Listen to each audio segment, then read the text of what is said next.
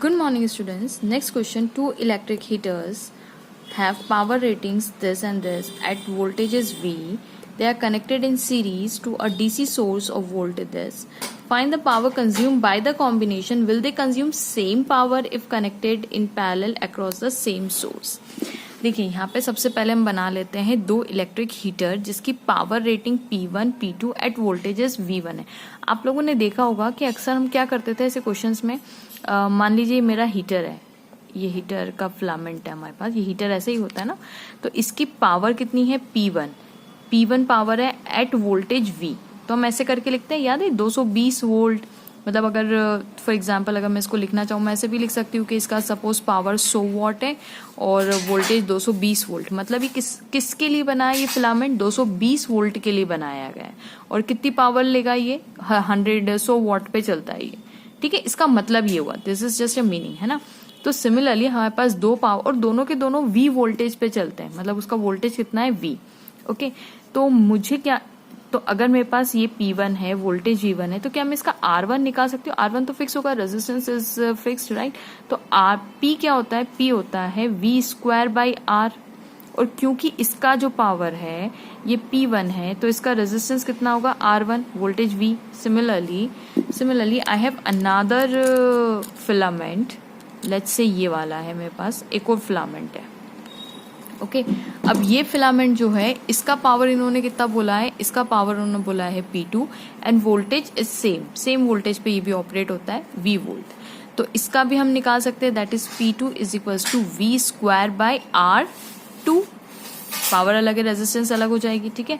तो यहां से मैं R1 यहां से निकाल लू, दैट इज P1, और यहां से अगर मैं R2 निकाल लू, दैट इज V²/P2, करेक्ट। अब इन दोनों को they are connected in series में कनेक्ट कर दिया, मतलब ये मेरा एक फिलामेंट है किसका, हीटर का, और एक ये दूसरा है, ये हीटर का बनाया, हाँ मैंने ओके, ये हीटर बनाया।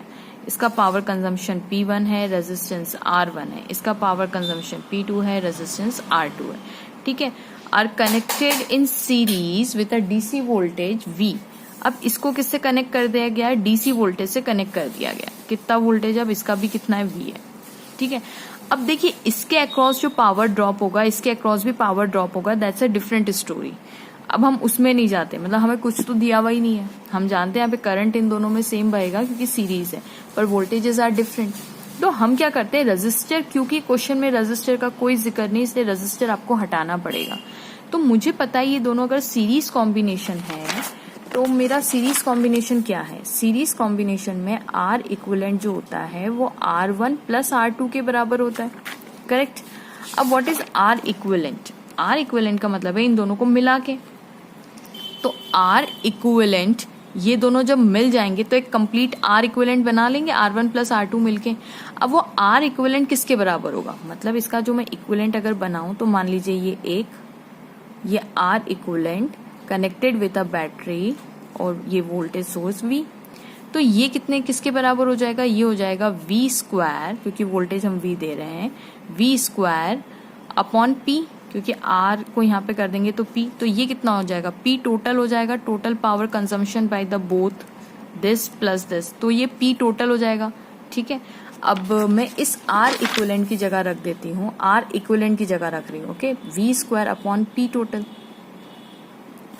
ओके, जो भी पावर कंज्यूम हुआ, and that is equals to R1 भी मेरा कितना निकला था, V²/P1 प्लस V²/P2, ठीक है। अब इस तरीके से मेरा R1 R2 भी हट गया, मेरे क्वेश्चन में V दिया हुआ है, मेरे क्वेश्चन में P की टर्म्स में दिया हुआ है, तो देखिए उसी की टर्म में हम निकाल रहे हैं, ये V और ये V कट हो गया।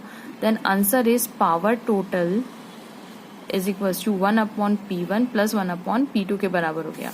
हम क्या सोच रहे थे कि टोटल P1 प्लस P2, नहीं, वो पावर जो अगर सीरीज में आपने लगाया तो पावर कम हो जाएगी। देखिए डिनोमिनेटर में चली गई ना, तो जो चीज डिनोमिनेटर में जाती है वो कम हो जाती है, करेक्ट। तो जब आप ऐसे फिलामेंट को सीरीज में लगाने लगेंगे तो जो पावर है, आप सोचिए कि बल्ब अगर सीरीज में लगाएंगे तो क्या होगा, बहुत सारे बल्ब सीरीज में लगाएंगे तो उनकी ब्राइटनेस कम हो जाएगी, राइट। तो सेम इसके साथ भी होगा, इसका पावर क्या होगा, कम हो जाएगा। इसीलिए हमारे घर की जो सर्किटिंग होती है वो कैसी होती है, पैरेलल होती है। पैरेलल में क्या है, सबको इक्वली सब काम होता है, ठीक है। अब यहाँ पे कुछ ना कुछ वोल्टेज ड्रॉप होगा, यहाँ पे भी कुछ ना कुछ होगा, करेक्ट। तो अब जब हम पैरेलल में चीज़ों को लगाते हैं तो they get equally all voltages, सबको 220 मिलते हैं, करेक्ट। तो यही उन्होंने क्वेश्चन पूछा है, find the power consume by the combination, वो हमने निकाल लिया। Will they consume the same power if connected in parallel, नहीं, अगर पैरेलल में आप कनेक्ट करेंगे तो आपका पावर क्या होगा, ये नहीं होगा, नो, आंसर इज नो। क्यों? क्योंकि रीजन ये है, देखिए जब आपने सीरीज में कनेक्ट किया तो इफेक्टिव रेजिस्टेंस क्या हो गया, R1 प्लस R2 हो गया, करेक्ट है। लेकिन जब इसी चीज को आप पैरेलल में कनेक्ट करेंगे, पैरेलल में कॉम्बिनेशन करेक्ट करेंगे, तो आपका इक्विवेलेंट रेजिस्टेंस कितना आ जाएगा, 1/R1 प्लस 1/R2 हो जाएगा। मतलब रेजिस्टेंस क्या हो गया, रेजिस्टेंस की वैल्यू क्या हो गई, डिक्रीज हो गई, रेजिस्टेंस डिक्रीज हो गया, करेक्ट। तो अगर रेजिस्टेंस डिक्रीज हो जाता है तो पावर कंजम्पशन ज्यादा हो, मतलब रेजिस्टेंस और पावर का देखिए, अगर V यहाँ पे देखिए, इसके लिए हमने इंडिविजुअली निकाला, इसके लिए हमने इंडिविजुअली निकाला, तो वोल्टेज तो दोनों में हम सेम 220, अब इमेजिन कीजिए ये भी 220 ये भी, तो सेम V वोल्टेज पे ऑपरेट हो रहे हैं। लेकिन अगर आपने रेजिस्टेंस अगर आपका कम होता है तो पावर बढ़ जाएगा, सिमिलर बात है। तो सीरीज में पावर इंक्रीमेंट ज्यादा हो गया, मोर हो गया, सॉरी सीरीज में पावर लेस हो गया आपका, है ना, इसलिए बल्ब थोड़े डिम डिम जलते अगर बहुत सारे सीरीज में लगा दिए जाए तो यहाँ पे इफेक्टिव रेजिस्टेंस ज्यादा हो जाएगा तो पावर लेस हो जाएगा, जबकि पैरेलल में क्या हो गया, रेजिस्टेंस कम हो जाएगा तो यहाँ पे क्या हो जाएगा, पावर क्या हो जाएगा, ज्यादा हो जाएगा, ठीक है। और यहाँ पे कितना हो जाएगा, पावर विल बी